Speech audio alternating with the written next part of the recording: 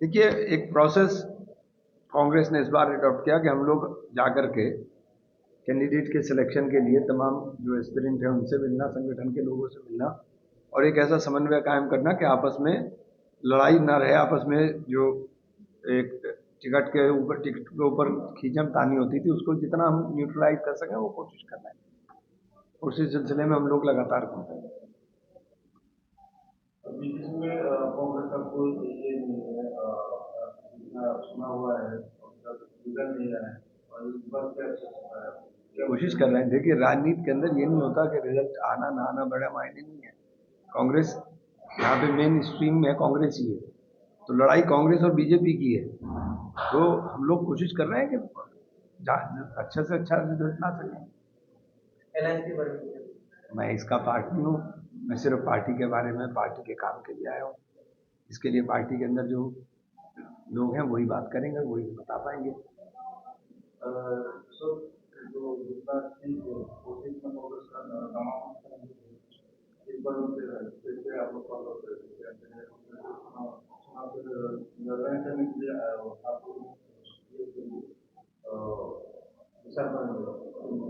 नहीं, हम लोग कैंडिडेट से ही बात कर रहे हैं, संगठन से बात कर रहे हैं, इनमें समन्वय का काम कर रहे हैं और कोशिश कर रहे हैं कि सबको टिकट तो एक को ही मिलेगा। हर जगह से 5-5, 10-10, 15-15 लोग उम्मीदवार हैं, तो इन सब उम्मीदवारों को आपस में करा करके हम लोग कोशिश कर रहे हैं, जितना न्यूट्रलाइज करने की कोशिश हो रही है सब कर रहे हैं। उसी लिए हम लोग आए हैं इतना चल करके। हमारा आने का कारण यही है। कांग्रेस में जो बोला था ना, आपको इस्तीफा दे दिया, पदत्याग पत्र दे दिया, इसके बारे में आप लोगों को क्या कहना है कांग्रेस के बारे में? देखिए, ये एक निरंतर चलने वाली प्रक्रिया है। बहुत सारे लोग आएंगे जाएंगे, कुछ चढ़ते हैं कुछ उतरते हैं, तो ये तो एक प्रक्रिया है। कांग्रेस बड़ा जहाज है, तो चल रहा है। इस तरह देने से आप लोगों का दल की क्षति होगा या नहीं, कुछ नहीं। देखिए, राजनीति के अंदर ये बहुत बड़ी चीजें नहीं होती और ऐसे टाइम पर इस्तीफा नहीं देना चाहिए था। कोशिश करेंगे कि मान जाए, अच्छा है। नहीं, वो तो ठीक है, कोशिश करेंगे मान जाए। बीटीसी में कितना समष्टि से आप लोगों का प्रतिनिधित्व करेगा विधानसभा में कांग्रेस पार्टी? क्या हम लोग 15 सीट, हम लोग 15 सीट है बीटीसी में। हम लोग कोशिश में है, सर भी आया है, कोशिश कर रहा है। पहले कभी स्क्रीनिंग कमेटी का मेंबर ऐसे आके बात नहीं करता था, अभी स्क्रीनिंग कमेटी मेंबर खुद फील्ड में आ गया, ब्लॉक में आ गया। तो हम लोग कोशिश में है, बीटीसी में हम लोग को अच्छा फाइट देंगे। आप लोगों का जो रणनीति है वो सब वो कैसा होगा? अच्छा है भाई, नहीं अच्छा है। हम लोग कर रहे हैं, कोशिश कर रहे हैं, लगे हुए हैं। মেডাম প্ৰিয়ংকাজী গান্ধীৰ নেতৃত্বত চেয়াৰমেনশ্বিপত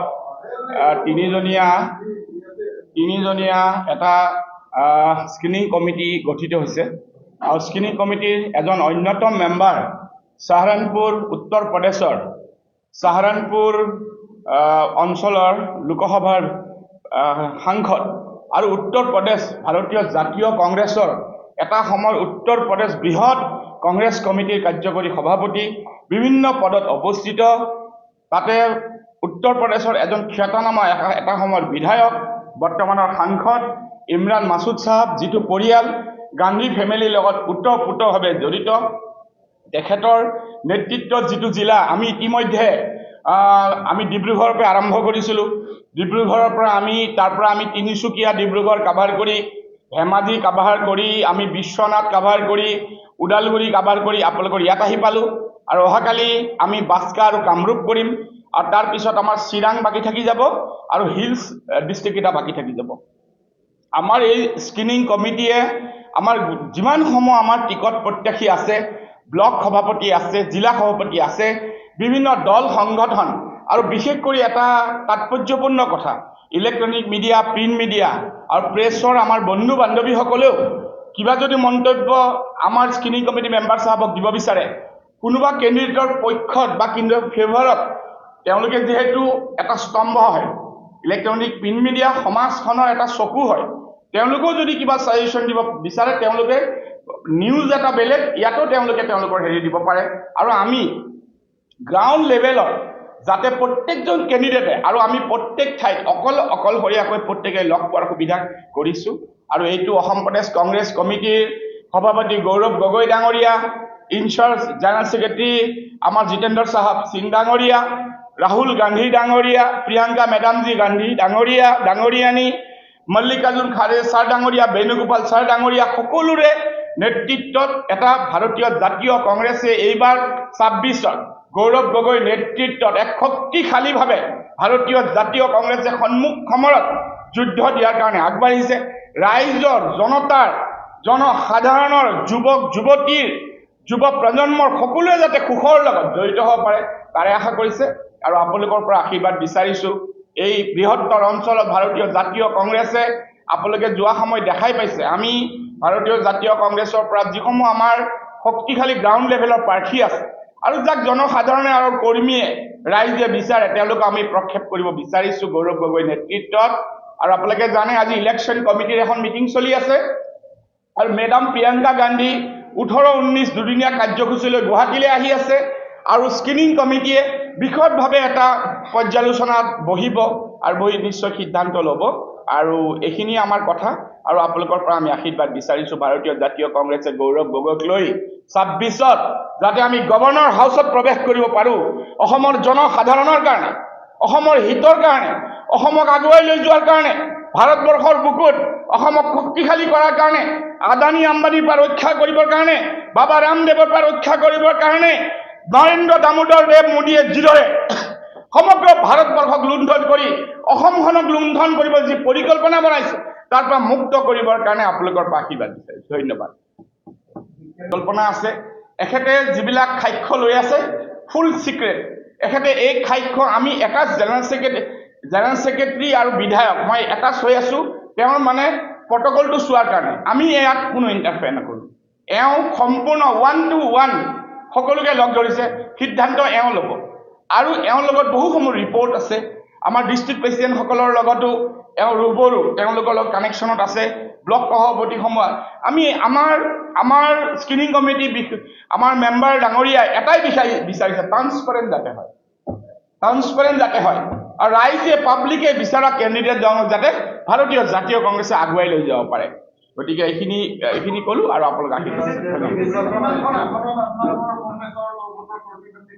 আৰু কেইটামান দিন পিছত গম পাব কিন্তু আমি ভালেকেইটা আসনত BTCৰ ভিতৰত প্ৰতিদ্বন্দ্বিতা কেইটামান এখনত ইমান ডাঙৰ কুৱেশ্যন মই ইমান ডাঙৰ মানুহ নহয় অকণমান আমাৰ কাম চলি আছে এলায়েন্সৰ লগতো কথা বাৰ্তা চলি আছে অকণমান কেইটামান দিন টাইম দিয়ক গম পাব কিন্তু ভাৰতীয় জাতীয় কংগ্ৰেছে BTCৰ কংগ্ৰেছখিনিক যাতে আগুৱাই লৈ যাব পাৰে তাৰ সম্পূৰ্ণ পৰিকল্পনা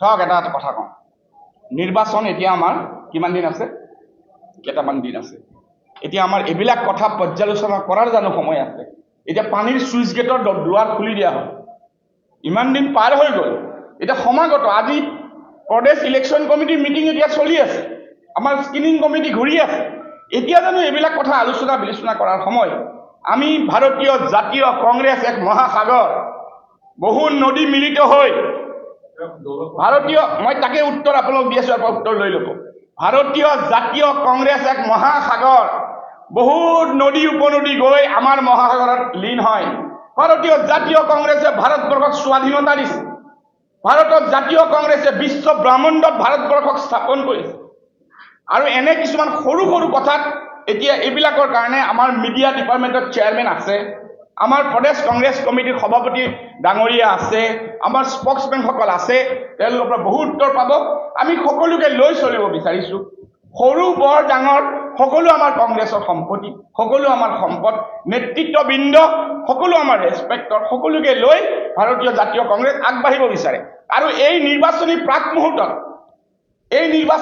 মুহূৰ্তত আমাৰ কিছুমান কথা চিন্তা কৰা একদম আমাৰ হাতত সময় নাই আপোনালোকে আমাক ধন্যবাদ